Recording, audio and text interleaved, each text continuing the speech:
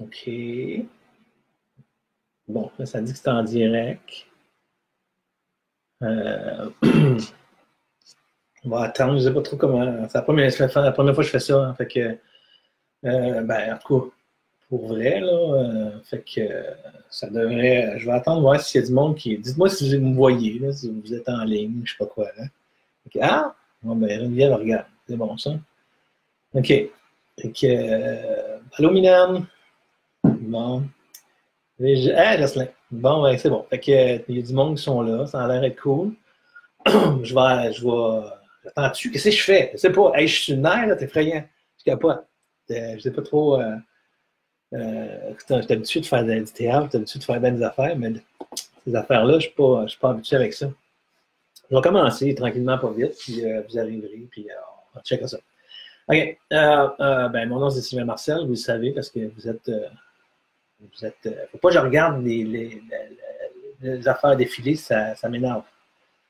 Je suis un TDAH aussi, déficit d'attention, fait que là, je vais juste me réchauffer tranquillement, pas vite, puis ça va partir, OK?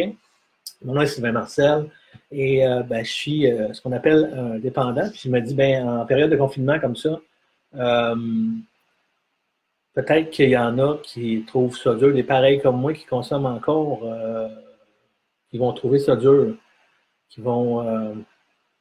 Parce qu'un dépendant, c'est fort pour un confinement. Un dépendant à l'alcool, aux drogues, euh, aux jeux ou à ce que vous voudrez. On est bon pour se confiner, nous autres, dans des maisons, dans des sous-sols, dans des chars, dans des chambres d'hôtel minables pour consommer. Puis c'est ça d'un petit peu, je m'en viens de parler, peut-être donner une lueur d'espoir à quelqu'un qui en peut plus d'être confiné avec sa bouteille de vin ou avec le pocheur qui vient sonner aux demi-heures à la maison.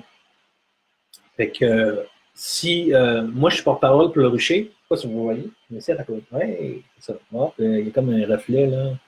C'est le rucher. C'est porte-parole pour le rucher. Puis s'il y en a qui ont vraiment besoin de parler, il y a un numéro de téléphone au centre Le Rucher, c'est le 1-418-872-0110. Sinon, il y a mon Facebook aussi. Vous pouvez m'écrire après. Donc, ce que je vais faire, c'est que je vais vous donner un petit peu mon histoire à moi.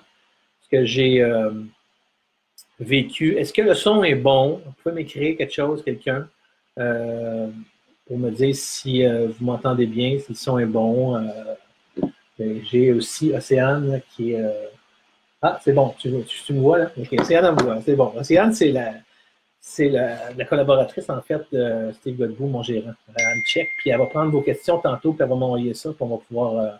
Donc, je vais faire une présentation de un petit peu de ma dépendance, puis de ma vie, pas trop longue, parce que bon, quand même 55 ans, là, tu sais. Puis après ça, je vais répondre à vos questions si vous avez des questions. Moi, je vais vous parler de la dépendance, ma dépendance à drogue, alcool, aussi sucre. En fait, je suis indépendant, fait que je peux vraiment assez bien. Je peux devenir esclave de bien des affaires. Je vais vous parler de ça sans prétention. C'est-à-dire que moi, je ne suis pas un spécialiste. Je vous parle de ce que je connais. Je ne peux pas vous dire, je vais vous parler de ça bien humblement parce que si je dis, ben, je suis humble, automatiquement, je ne le suis plus. Là, je viens de me vanter de l'être.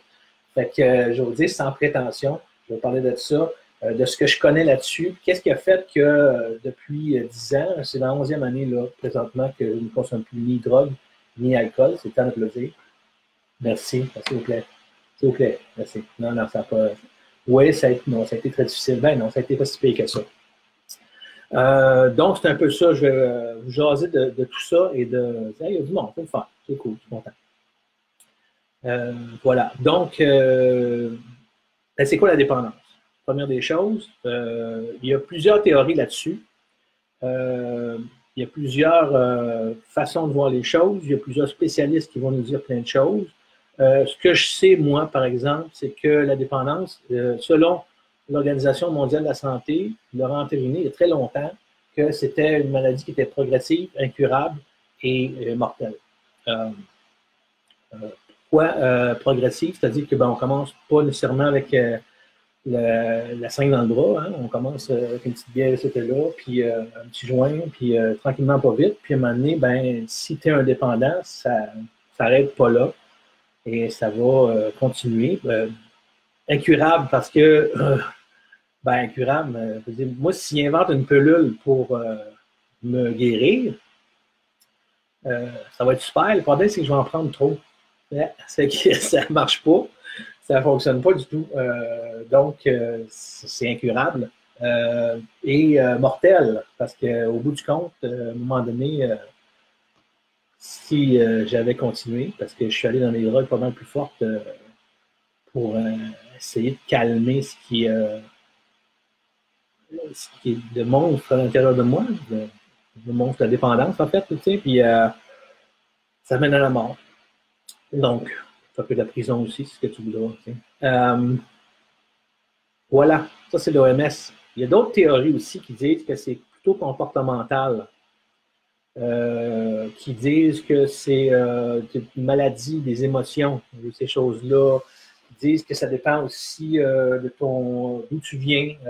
Ça peut être la relation que tu as eue avec tes parents, ça peut être les blessures que tu as eues pendant ton enfance, ça peut être... Il y a des théories. OK? Moi, on prend ces deux théories-là, par exemple, là, puis moi, je vous dis, je suis exactement ces deux théories-là. C'est-à-dire que je pense effectivement, moi, mon père était alcoolique. J'ai beaucoup du côté de ma mère aussi, il y en a beaucoup des dépendants. Là, ils s'appelaient les alcooliques, moi, je les appelle plutôt les dépendants. Bon, apparemment que ce serait héréditaire. Donc, voilà, il y a tout ça en même temps. Et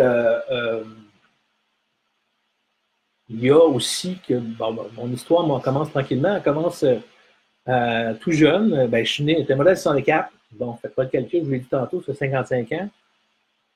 Je suis né à Charlemagne. Charlemagne, c'est ça. Une petite ville en banlieue de Montréal. Là, je vais vous répondre tout de suite à vos questions. Oui, c'est ça. C'est la ville La Céline. C'est bon, parfait. Première question répondue. Deuxième question, non, j'ai pas connu. J'ai pas connu. Elle était plus jeune que moi. 3 ans plus jeune que moi. Puis, elle est allée à l'école un petit peu moins longtemps que moi. Fait que, on ne s'est pas croisé pendant tout. Et voilà. Donc, mais ce qu'on ne sait pas de Charlemagne, par exemple, c'est que c'était une ville qui était quand même, parce qu'à côté, il y avait Repentigny, puis à Repentigny, il y avait un chef mafieux qui était là et qui, mon Dieu, je ne dirais pas le nom de chef mafieux, il y a un nom de restaurant, là, mais tu sais, parce que, bon, je tiens la vie quand même, là, mais il vivait à Repentigny, puis il faisait la loi et l'ordre un peu partout dans l'est de Montréal. Enfin, je ne connais pas ton territoire vraiment, là, mais ce qui fait que moi, un petit, en face du dépanneur de chez mes parents, je ne sais pas quel âge j'ai, 7, 8 ans, je ne me rappelle plus, 6 ans. Il y a un voisin qui était en face du dépanneur de la rue, il sort de chez eux, puis il s'en vient comme pour traverser la rue, puis aller au dépanneur. Puis il y a une grosse Cadillac blanche qui est arrêtée, puis avec 3 hommes avec des bâtons de baseball, puis des chaînes, puis ils ont cassé les jambes devant mes petits yeux de petits gars. Voilà. Fait que, puis, je me rappelle qu'il y en a un des agresseurs qui m'a fait un petit clin d'œil en me disant tout va être correct. J'ai pas. Non, c'est pas tout à fait une bonne idée qu'il y a eu. Donc, c'est sûr que très tôt, toute cette violence-là, bon, à la maison, dans les années 70, les enfants, on les élevait pas, on les comptait. Fait que à la maison, c'était pas. On avait un père assez rough, tu sais. Ce qui fait que ça a été, pour moi, une révélation la première fois que j'ai pris une bière, tu sais. Où je me suis senti, j'ai senti que peut-être je pourrais avec ça étouffer ce que je portais, tu sais. J'étais aussi quelqu'un d'extrêmement gêné. Je sais, je fais un métier qui n'a pas l'air de ça pantoute, là, mais j'étais vraiment, vraiment très, très timide. Puis, ce qui fait que quand je prenais de l'alcool ou quelque chose que ce soit, ça me rendait pas mal plus cool. En fait, j'avais l'impression, hein, c'est une illusion. Ça me rendait pas mal plus cool, puis je me suis mis à triper là-dessus pas mal, tu sais. Plus relax avec les filles, plus relax avec les chums, plus drôle, plus ci, plus ça, plus, tu sais. Fait que ça a fait, moi j'achète ça. Je me suis mis à m'auto-médiquer, en fait. Puis elle me dit, c'est drôle parce que souvent, il y en a, j'entends des gens qui partagent leurs expériences, tu sais, puis ils me disent, c'était le fun au début, tu sais, puis moi, je me rappelle pas que ça a été le fun. Vraiment, je me rappelle pas, moi, ça a été, on se la pète rapidement, puis vite, pour étouffer. Pour étouffer ce que je sens, tout ce que je vis. J'ai pas le goût d'être là, j'ai pas le goût d'être à côté, j'ai pas le goût d'être, j'ai pas le goût, j'ai le goût, j'ai le goût, j'ai le goût, j'ai le goût.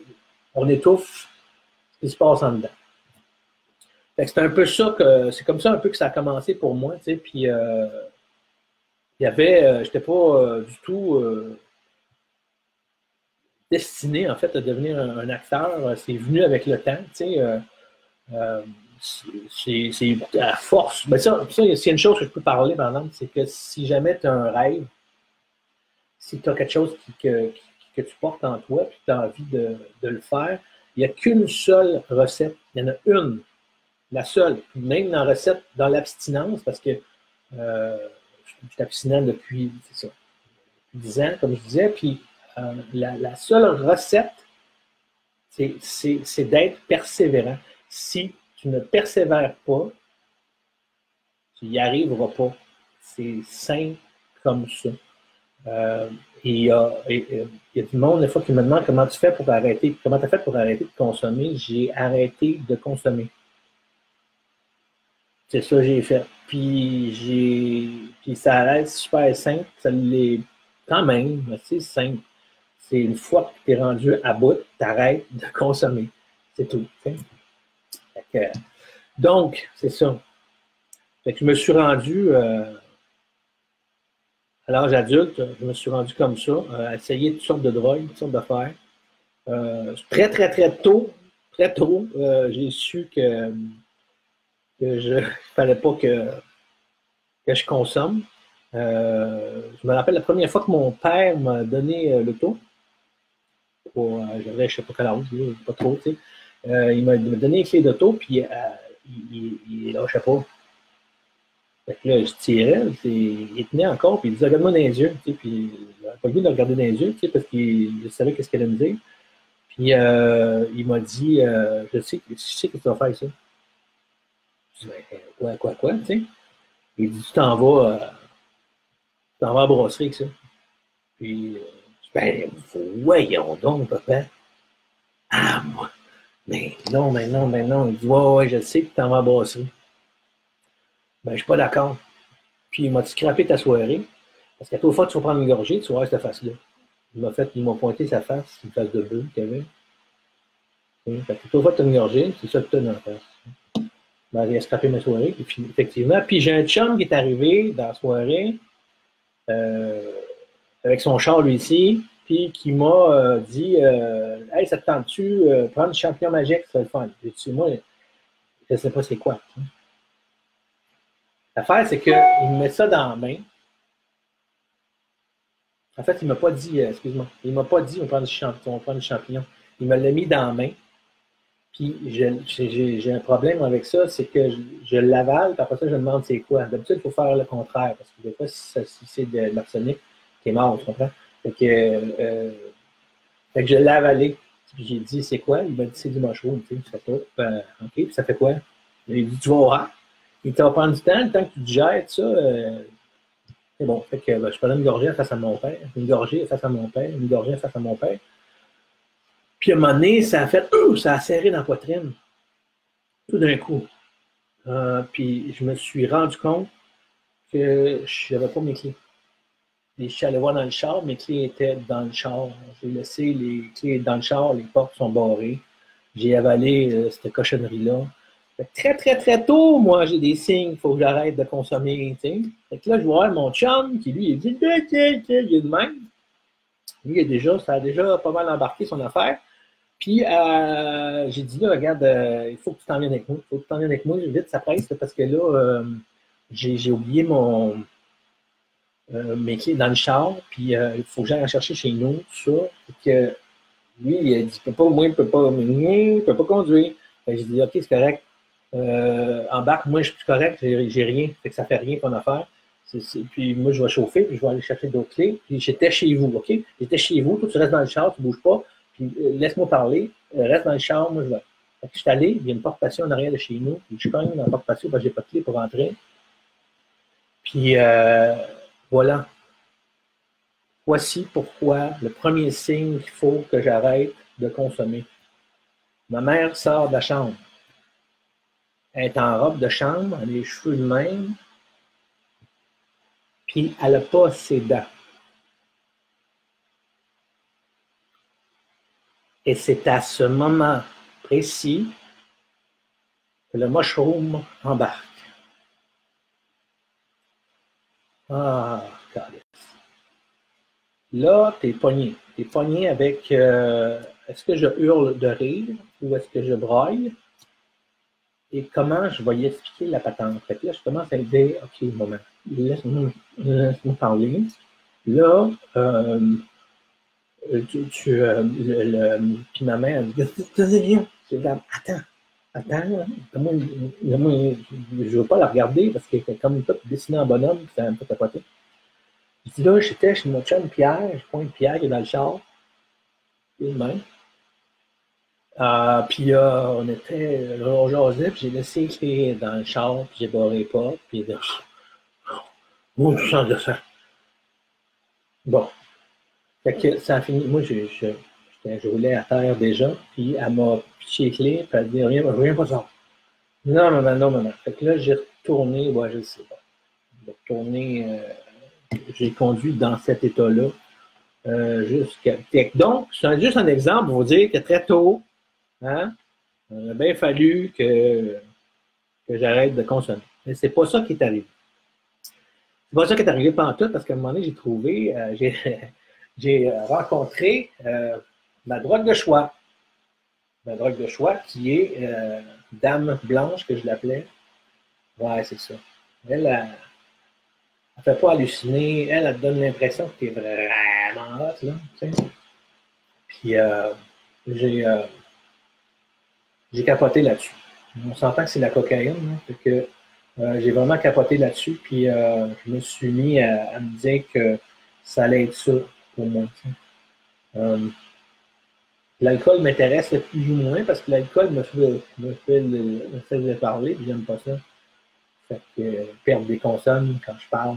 Donc, j'ai bien gros stické là-dessus. J'ai eu 3 kids là-dedans.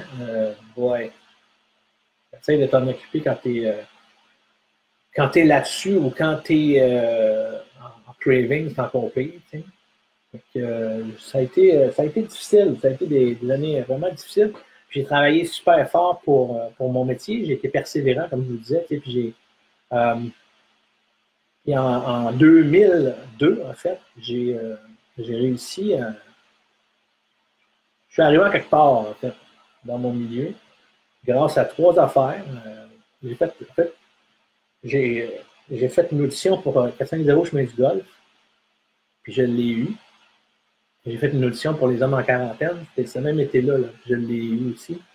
Puis j'ai fait, pas vraiment une audition, mais j'ai fait un démo avec mon chum, Jean-François Bernier, pour Family Prix. Puis je l'ai eu, tu sais. Fait que là, mon rêve était accompli, puis le cauchemar commençait pour vrai. Parce que là, l'argent rentrait, tu sais. Si l'argent rentre, ça va ressortir aussi vite, je te garantis. Donc, la fête a commencé à ce moment-là. Et les contrats pleuvaient, si on peut dire. Donc, tant que l'argent rentre, ça va bien. Tu sais. Je me suis rendu à un point tel que j'ai dû, un jour, j'ai manqué du travail à cause ça ne se fait pas, ça. Je suis arrivé 2 fois en retard sur les tournages de mon Bon Cop Bad Cop. 1 heure en retard. Je pense que c'était 30 000 le plateau. Ça coûtait. Je ne sais pas si tu sais, là, mais je l'aurais coûté comme 60 000. J'ai trouvé ça ordinaire un petit peu. Puis, je suis pas allé reprendre une de mes voix sur un autre film que j'ai fait. Je ne suis pas rentré travailler. cette fois-là, ça a été la fois de trop pour moi. Fait que je me suis mis à genoux, pas pour prier, parce que je priais de me tenir debout. J'ai dit, OK, là, ça va faire. J'ai appelé mon agent de l'époque, et j'ai dit, rentre-moi quelque part. Rentre-moi quelque part, n'importe où, je m'en fous, là. Moi, je suis capable. Rentre-moi quelque part, barre la porte, puis jette la clé. Puis, elle m'a trouvé une place super le fun, ce qui s'appelle le pavillon du nouveau point de vue. Je suis rentré là un jeudi. Ça a été une révélation pour moi, vraiment. Ça a été extraordinaire. Puis, j'ai rencontré, à mon admission, j'ai faire mon admission, tout ça. J'étais arrivé avec une casquette, on m'a demandé de l'enlever, parce qu'on est un peu niaiseux. Les gens connus, on pense que parce qu'on met une casquette, on ne se va pas reconnaître, mais ça coupe juste la moitié de la face. C'est pas. Non, elle dit, t'as pas le droit de porter une casquette ici, puis je t'ai reconnu. C'était Josée, ma belle Josée, que je vais l'appeler. Je l'adore, elle est décédée aujourd'hui. C'était vraiment une personne extraordinaire. C'était une intervenante là, puis elle prenait mon nom, numéro de téléphone, puis Josée, elle était assez grossette, puis elle avait des cheveux blonds bleachés avec des petits pics-pics, coco sur la tête. T'sais. Puis elle avait une particularité, c'est qu'elle riait très, très, très fort. T'sais. Puis moi, j'étais très, très, très faible, j'étais très, très, très peureux, j'étais fatigué, mort, j'en pouvais plus. Fait que j'avais très, très, très peur d'elle. Et puis elle m'a demandé c'était quoi ma drogue de choix, tu sais. Là, c'est personnel, tu sais. Puis là, elle est partie à rire, une espèce de rire. Quelque chose de bien. Quelque chose qui faisait peur. Puis, fait que je faisais des signes, étant donné que je n'étais pas capable de dire avec de faire ça, fait que je faisais juste comme. On m'a dit, ris pas, s'il te plaît. Puis, elle dit, écoute, tu me le dis, c'est quoi tes titres en thérapie? Fait que j'ai dit, bon, ok, c'est correct. Je connais du crack, là, puis j'étais rendu là, à la fin, je n'ai pas fait du crack, Puis, fait qu'elle dit, dis-moi ici, tu sais. Fait que, étant donné que mon cerveau est un peu mélangé, empoisonné, je dirais, là, à cause de la surconsommation que j'avais faite, j'ai cru qu'elle me disait, moi aussi, je consomme du crack. Fait que j'ai dit, OK, c'est correct, tu m'en vends ou quoi? Évidemment, elle a fait, j'ai fait, pas. Puis, à un moment donné, j'ai dit, tu pourrais-tu arrêter de rire, s'il te plaît? Elle a dit, quoi faire? Parce que ça me fait peur. Elle rit 2 fois plus fort. Ouais. Puis, c'est des beaux moments dans ma vie, ça. Vraiment, c'est le début de ma vie, en fait. C'est là que j'ai commencé à vivre. Puis, elle m'a fait faire le tour de la place, là, les cuisines, les ci, les ça. Puis, elle me présentait aussi les autres qui étaient là. Les autres qui étaient rentrés avec moi. Puis, elle m'a montré ma chambre, puis j'ai remarqué qu'à ma chambre, il n'y avait pas comme de vareux dans la porte. T'sais. Fait que vu que je suis mêlé dans ma tête, j'ai demandé, la porte, elle ne se barre pas. Elle dit non, elle dit ça, elle ne barre pas les portes. Elle ne m'a pas donné la vraie explication. La vraie explication, c'est que, non, on ne barre pas les portes au cas qu'il y ait une tentative de suicide ou de, quelqu'un ne veut plus sortir de là, ou, bon, toutes sortes de raisons. Elle m'a donné une autre raison. Elle dit non, c'est pas ça. Parce que là, elle m'a donné un activant pour que je puisse dormir parce que j'étais trop sur le nerf, puis elle dit non, tu vas t'étendre, là. Puis tantôt, là, quand tu vas dormir, ils vont venir me coller en cuillère, Puis elle est partie, Seigneur. Je sais pas, vous savez, mes activants, c'est fort, mais j'ai pas dormi. Non, j'ai pas dormi. On est ouvert dans la porte, en cas qu'elle arriverait, puis j'avais peur en entendant. Fait que ça a été le début un peu de mon établissement. Là-dessus, j'ai fait une rechute, malheureusement. Ou heureusement. Peut-être je pense que ça me prenait ça, parce que 6 mois plus tard, tout va bien. Moi, je recommence à travailler. L'argent rentre. Ça va bien, ça roule. Je me suis fait accroire à quelque chose. Je fais moins de meetings. Moi, je fais du meeting, pour des meetings anonymes, en fait, pour continuer à. C'est un peu comme pour un diabétique, c'est l'insuline. Moi, c'est les meetings, c'est ça que ça me prend. T'sais. Fait que là, j'en fais moins parce que je vois bien, tu comprends? Puis Fait que je m'en vais, je reviens de travailler, puis il y a un bar tout le temps qui est pas loin de chez nous, tu sais, puis ben, en fait, c'est pas chez nous, c'est chez mon ex-beau-père, son chalet, tu sais. Puis, fait que je reviens de travailler, puis ça s'appelle le bar Le Zaz, tu sais. Puis, je me disais, je vais aller prendre un chip et un coke, tu sais. Ça va être correct, tu sais. Je veux dire, il est pas, tu sais, le dépanneur, il en vend des chips et des cokes aussi, là, tu sais. Puis, il est moins cher en plus. Puis, non, c'est pas, rien. C'est pour me détendre. Si j'ai le doigt, là, c'est correct, là, tu sais. Je prends un chip et un coke, pas de trop, pas de trop. J'ai pas chuté, pas de problème. Deuxième fois, 2 chips, 2 cokes. C'est ça. Troisième fois, 3 chips, 3 coke. Une petite machine, tu sais, j'ai bien le droit de me détendre un peu. Hein, on va payer, on va payer. La quatrième fois, je suis dans Chicago Maisonneuve, puis je consomme ma drogue de choix. Puis j'ai eu 15 heures de temps là-dedans. Ça n'a pas été drôle. Vraiment pas drôle. Puis ça a été la dernière fois que j'ai consommé de ma vie. Ça se peut qu'il y en a, peut-être qu'il y en a un ou une là, qui est en train d'écouter ça, puis je fais comme moi, c'est bien beau tout ça, là, mais tu sais, comment on fait ça, tu sais, pour arrêter de consommer? Comment tu es arrivé à faire ça? Parce que tu ne vois pas le bout. Puis je comprends ça. Je comprends ça, c'est des obsessions épouvantables. Tu sais. Ça se peut que ça soit vraiment difficile. Dis-toi que j'étais pas mal sûr de ne pas y arriver. Dis-toi que quand quelqu'un disait, moi j'ai 10 ans d'abstinence, je me disais c'était un estime menteur. Parce que c'est dur à croire, mais ça se fait. Ça se fait très, très, très bien. Puis aujourd'hui, il y a du monde qui m'ont demandé trouves-tu ça dur en confinement comme ça, de pas. T'as-tu peur de la rechute? Tellement pas, là, même. J'y pense même pas. Ma blonde, elle a du 27, je la vois même pas. Des fois, je vois, oui, ben oui, c'est versé un petit verre de vin. Hier, j'ai demandé, tu bon ton rosé? Ça me. Ben, c'est pas ma drogue de choix, Noé, mais c'est sûr que j'arrive avec la pipe, les roches de crack, vont me dire, oh boy, t'as peu, là. Tu vas aller faire ça ailleurs, mon garçon, ou ma petite fille.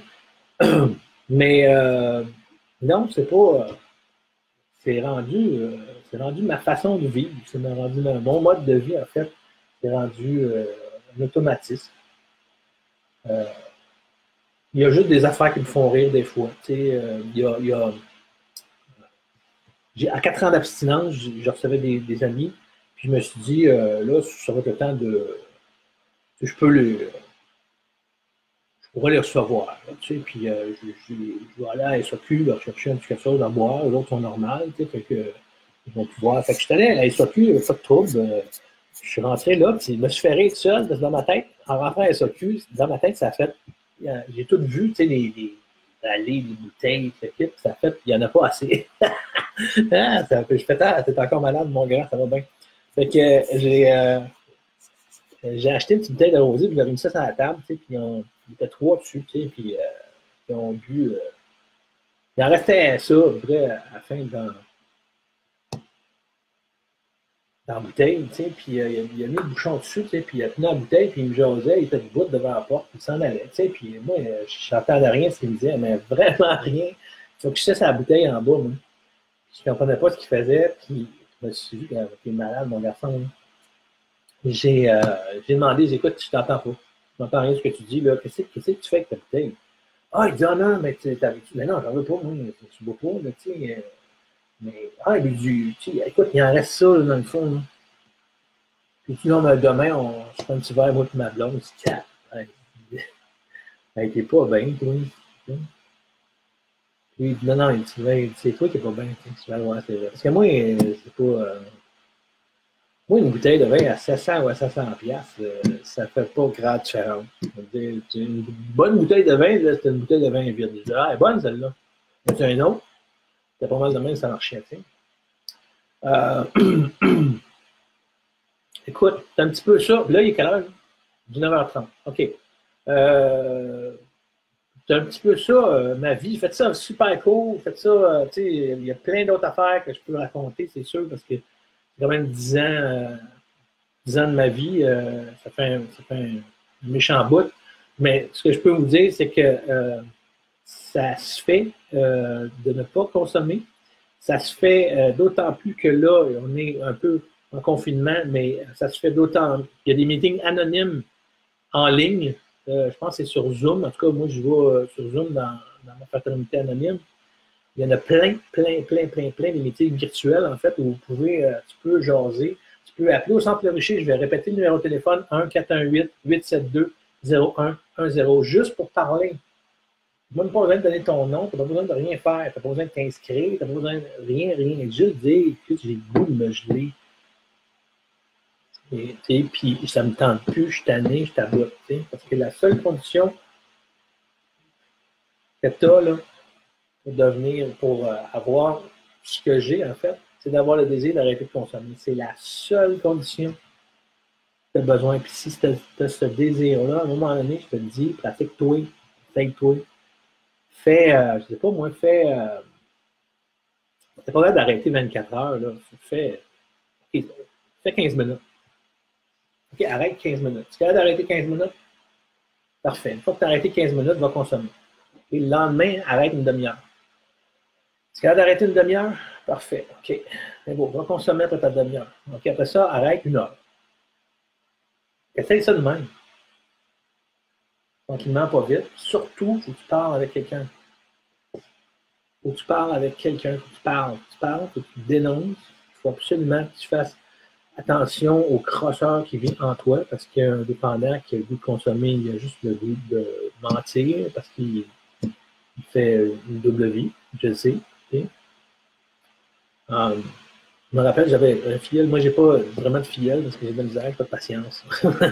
Puis j'avais un filleul à l'époque qui était jeune, tout ça, puis il prenait la même drogue de choix que moi, puis ça fait un bout que j'ai pas vu des meetings. Donc, je sais pas trop ce qu'il fait, là, tu sais.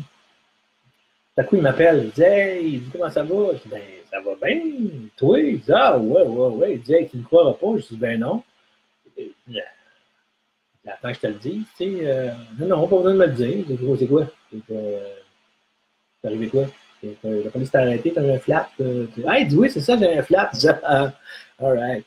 J'ai eu des flaps, moi, dans la consommation, là, tu peux pas savoir. Il dit Ouais, tout ça, puis t'arrêtes, tu sais, un petit 100$ à me passer pour. C'est un petit 100$, ils sont pas chers tes pneus. Posé, tout balancé, c'est fun, hein? Caroline, non, pas garagiste. Non, mais il dit, c'est pas ça, tu sais. Je dis, écoute, il n'y a pas de meeting, tu sais. Il m'a dit, ben, t'as-tu un vin de base? Non. Je dis, regarde, je raccroche, j'ai pas de meeting. Pour ceux qui sont des codépendants, aussi peut-être qui m'écoutent des fois, qui vivent avec quelqu'un qui a un problème avec la dépendance, là, je vais vous dire juste ceci. Prenez soin de vous autres. De vous autres. Pas des autres. De vous autres. On est dans un bateau, mettons. Dans ce bateau-là, nous, on va bien, relativement bien. Puis il y a du monde qui snail. Ça, c'est les dépendants qui consomment. C'est comme genre de métaphore, là. Tu as 2 choix. OK? Soit tu plonges pour aller le sauver. OK? Mais il y a des grosses chances qu'il coule. Il t'emmène avec toi. Il va te voler, il va te mentir, il va prendre ton argent, il va être violent, il va être ça de faire. Il va te descendre avec toi. Ou tu lui lances une bouée. S'il ne veut pas la prendre, reste dans le bateau. C'est un genre de métaphore. Hein? Faites ce que vous voulez. Voilà, je ne sais pas combien il y a de gens là. Je ne vois pas vraiment ça. Si vous avez des questions, gênez-vous pas. C'est à peu près ça. J'ai-tu d'autres choses à jaser? Mon Dieu. Oh, as-tu des questions? Ouais. Attends un petit peu. On va checker. Ça, c'est Océane. Allô, Océane, elle m'envoie des questions en texto. Fait que c'est plus simple pour moi parce que j'ai un petit déficit d'attention. Fait que, question. Parle-nous du mode de vie des étapes. Yeah, boy! OK. Dans les meetings anonymes, il y a ce qu'on appelle 12 étapes. C'est compliqué à expliquer. Il y en a 12. Moi, je dirais, c'est la personne qui a posé cette question-là, c'est probablement c'est quoi. Pour ceux qui ne savent pas c'est quoi, venez faire un tour de meeting anonyme, vous allez en entendre parler. Moi, ça fait 10 ans que j'en entends parler. Fait que, je ne sais pas si ça répond à la question, mais en tout cas, on a une autre question. Les chances que la personne s'en sorte par sa seule volonté sont-elles réellement bonnes si elle ne va pas chercher d'aide extérieure? Bon. Moi, je ne connais pas grand monde qui ont réussi à s'en sortir tout seul. Je ne dis pas que ça n'existe pas, parce qu'il y en a sûrement des exceptions à la règle. Moi, j'en suis pas. Je ne suis pas une exception à la règle. Moi, j'y arrive pas tout seul. Même après 10 ans, j'y arrive pas tout seul encore. Je ne dis pas que j'ai envie de consommer après 10 ans, mais je peux tomber dans des excès. Ah boy, le sucre, moi je peux transférer ça, là, le sucre, la voile, n'importe quoi. Une dépendance, là, ça se transfère en fait. Quand tu m'en enlèves une, j'ai arrêté de fumer, mais j'ai tombé dans le sucre. Là, j'essaie de diminuer le sucre, fait que là, je vais faire quoi? Je vais faire du bateau, je vais aller courir, c'est compliqué. C'est autre question, c'est quoi là? Ouais, donc, c'est ça. Une personne qui s'en sort seule, moi, je juge pas. Pourquoi tu fais ça tout seul? Ouais. On fait ça en gang, là, c'est bien plus facile. L'union fait la force, tu sais. Ah oui, il y a du monde qui me dit les meetings, c'est pas pour moi. T'sais, si tu dis les meetings, si tu es un dépendant qui consomme et tu dis les meetings, c'est pas pour moi, c'est exactement pour toi, les meetings. Non? Ça me fâche d'entendre ça, cette niaiserie-là, moi. Question. Des conseils de sobriété en ces temps de confinement. Moi, je n'aime pas dire sobriété. Là, vous entendez des pings, c'est les, les messages qui arrivent, OK? Désolé. Des conseils de sobriété en ces temps de confinement. Sobriété, j'aime pas le mot. Abstinence, OK? Abstinence, j'aime mieux ce mot-là. Sobriété, c'est boire et manger normalement, ce qui n'est pas mon cas pantoute. Ça va vite, mes questions. OK. Des questions d'abstinence. Ben, premièrement, l'abstinence, c'est un mot, malheureusement, qui est vu d'une façon négative. Okay? L'abstinence, c'est vu comme je m'enlève quelque chose. Au contraire, c'est pas ça, pas en tout. L'abstinence, je vais vous dire, c'est quoi? Je m'abstiens de me faire du mal. C'est positif, ça. Je m'abstiens de me saouler. Je m'abstiens de vomir. Je m'abstiens de perdre la raison. Positif, ça me semble. Donc, ouais, dans ces temps de confinement, il y a des hauts, des bas. C'est 24 heures sur 24 avec la blonde. Salut, chérie. Ouais, c'est cool. Non, elle est cool. Ouais. Des fois, on parle à la carte, puis on va faire un tour de char. On essaie de ne pas rentrer dans des villages parce qu'ils nous arrêtent. D'autres choses, c'est quoi? Le rucher.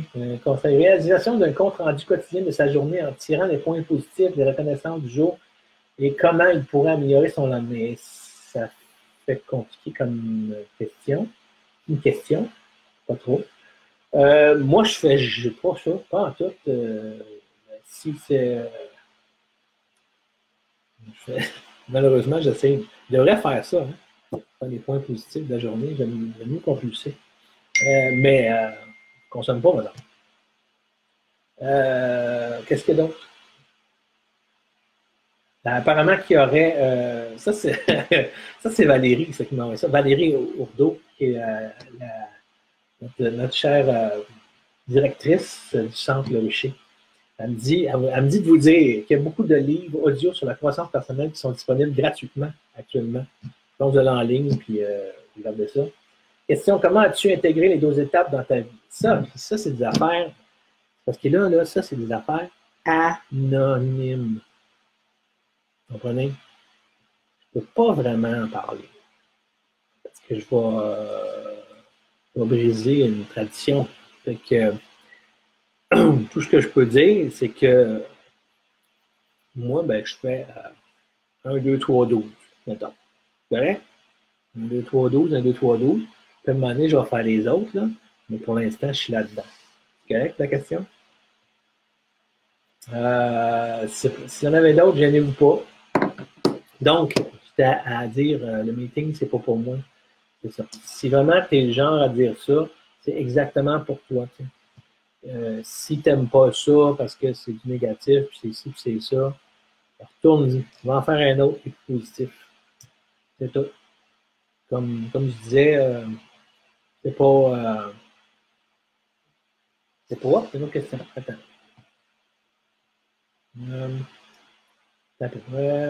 Question. Avais-tu peur de retourner au travail après avoir arrêté de consommer?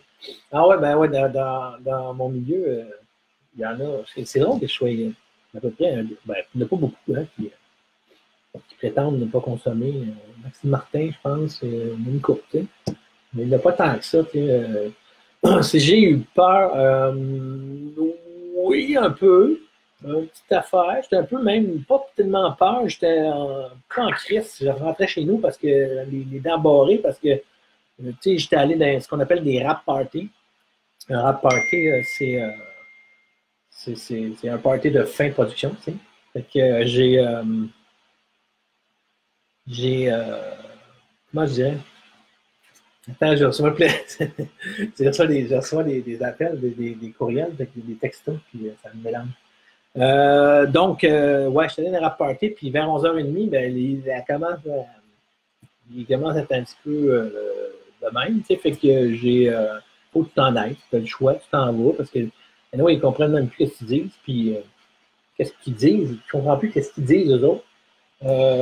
Puis toi, t'es fucking straight, tu sais, tu regardes, tu sais, puis les autres, ils te parlent, puis ah oui, je fais 5 fois, tu me dis que je suis hot, là, que je suis bon, puis ben, tu dis encore, fais 6, là. Ouais, non, j'ai compris, je fais 7, là, tu me le dis, fait qu'il reste pas trop tôt avec toi, puis quand ça fait 4 côtes que tu as bu, maintenant tu ballonnes une petite affaire, tu sais, fait que tu rentres à la maison, les dents barrées un petit peu. Le lendemain, il y a quelque chose de particulier, par exemple, qui arrive, c'est que ton portefeuille, il est plein. Il est 15. Ton portefeuille est plein. Puis, tu as eu ta nuit, tu as fait ta nuit, tu sais, puis peut-être moins eux autres, tu sais. C'est correct, tu sais, des fois, ils fêtent une fois de temps en temps, mais moi, quand eux autres avaient fini de fêter, moi, je continuais, tu sais. Ça fait, pas si pire que ça. Donc, ouais, tout ça. Est-ce que le fait de t'impliquer au rucher améliore la solitude de ton abstinence? Ben oui. Oui. Disons que être porte-parole, c'est quelque chose d'important. C'est quelque chose de. Tu portes, en fait, tu portes le message. Hein? C'est ça que tu fais. Hein? Donc, j'ai intérêt à ne pas consommer. Hein? Fait que oui, ça me tient abstinent et ça m'aide énormément dans ma vie. J'ai d'autres messages, attends un petit peu. C'est Valérie qui m'écrit aussi. Valérie Audo, salut Mister, je t'écoute, je t'apprécie, merci. Ah, merci. Vas-y avec ton cœur, tu sais mieux que nous. Comment on fait pour être sobre et heureux? La dépendance affective, peut-être. Ah oui, hey, c'est vrai, j'ai oublié de parler de ça. Merci Valérie. La dépendance affective, ça fait partie intégrante d'un dépendant. La Allopolis est plein de ces dépendants affectifs-là, malheureusement. Ça crée énormément de dégâts dans notre société. L'affectivité, ça part de loin, ça part de l'enfance, ça part des parents, ça part de plein de choses. Puis ça m'écoeure, ça m'énerve de dire ça. J'aime pas. Écoute, je trouve ça pire de dire que je suis un dépendant affectif que de dire que je suis un dépendant aux drogues. C'est fou, hein? J'haïs ça, là. Tout ça. Ça fait pas fort. Ça fait faible. Je travaille là-dessus. Okay, bon, une question plate, ça, on a vu. Bon, c'est quoi, là? D'autres? Ah, OK. À partir de quand on se considère dépendant? Ben, c'est ça qui est extraordinaire, c'est qu'un dépendant ne se considère jamais dépendant. Non, le dépendant, il est très, très, très fort sur le déni. Fait que lui, il ne considère pas que, lui ou elle, hein, parce que, bon, il ne considère absolument pas en interne. Il fait juste comme, moi, je fais, tu sais, comme ça qu'on fait. Puis, il sait au fond de lui-même, tu sais, mais bon, il ne faut pas en parler, il va être obligé de régler la patente. Tu sais. Fait que, il n'y a pas vraiment un moment comme tel. Tu sais, mon Dieu, il est minuit et quart, je suis dépendant, là, tu sais. C'est. Je pense que souvent, il y a des gens qui viennent dans les meetings anonymes, tu sais, puis qu'on rencontre, qu'on voit, puis qu'on les voit chuter, tu sais. Moi, j'ai souvent la même question à eux autres que je leur pose, tu sais, quand ils reviennent. Ça a-tu fait assez mal? Euh, Ça peut avoir l'air prétentieux, mais ça n'est pas pantoute. C'est que c'est l'heure que tu vas savoir que tu es un dépendant ou pas, ça va être l'heure où ça a fait assez mal. Ça va être l'heure où tu as assez volé, où tu as assez menti, où tu as assez. Moi, c'était un peu ça. Je pense que c'était plus que l'argent, c'était comme ta boucle de vivre dans le menton tout le temps. Question. Quels sont les outils pour la famille directement touchée par une personne qui consomme? Oui, c'est ça. C'est ça. Il y a les dépendants, puis il y a ce qu'on appelle les codépendants, ceux qui entretiennent la dépendance de l'autre. Souvent, ça va être ce qu'on appelle les sauveurs. Là, ben, ce que je dis là, moi, là, vous faites ce que vous voulez. Si vous faites ce que je vous propose, il ne faut pas être responsable de ça. OK? C'est à vous à décider ce que vous voulez faire. Moi, je vous dirais juste, prenez soin de vous autres. OK? Parce que si ce dépendant ou cette dépendante-là ne veut pas arrêter de consommer, ça ne sert à rien. Ça part de soi du début. OK? Ça part de soi. Puis, fait que prêter de l'argent, les loger, les nourrir, tant qu'ils vont continuer à mentir, je ne pense pas que c'est une bonne idée. Maintenant, vous faites ce que vous voulez, là, t'sais. Mais je ne pense pas que c'est une bonne idée. Si la personne veut arrêter de consommer, là, c'est le temps d'aider. Là, c'est le temps d'héberger, c'est le temps de nourrir. Et c'est le temps de. Mais ça consomme. En même temps, c'est un peu délicat. Je ne veux pas, parce qu'il peut mettre quelqu'un dehors, on peut se retrouver dans la rue, tu sais.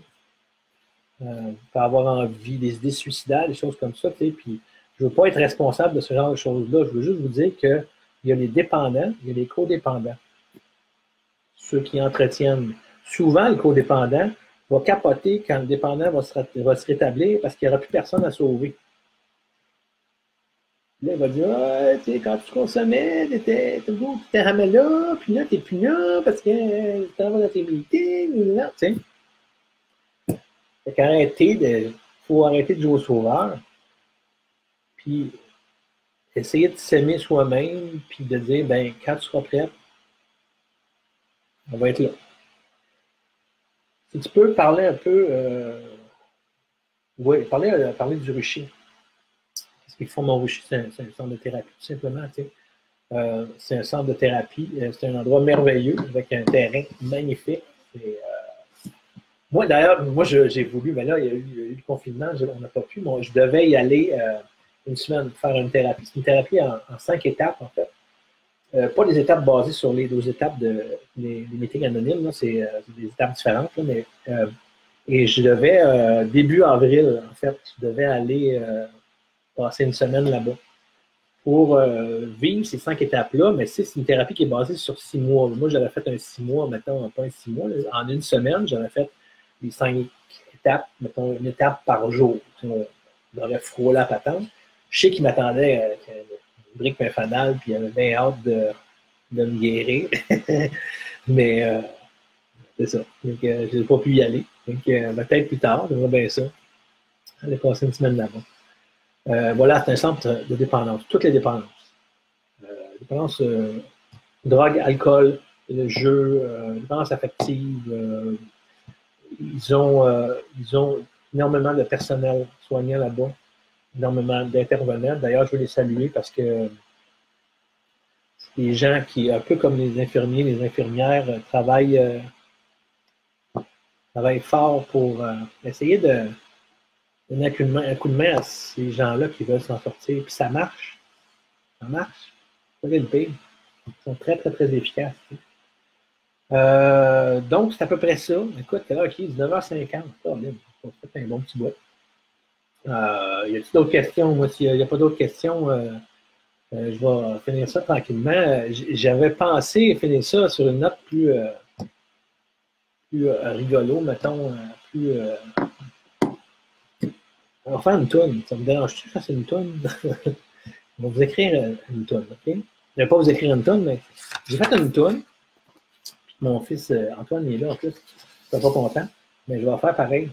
Puis, c'est une toune qui parle d'un sujet tabou, tu sais. Puis,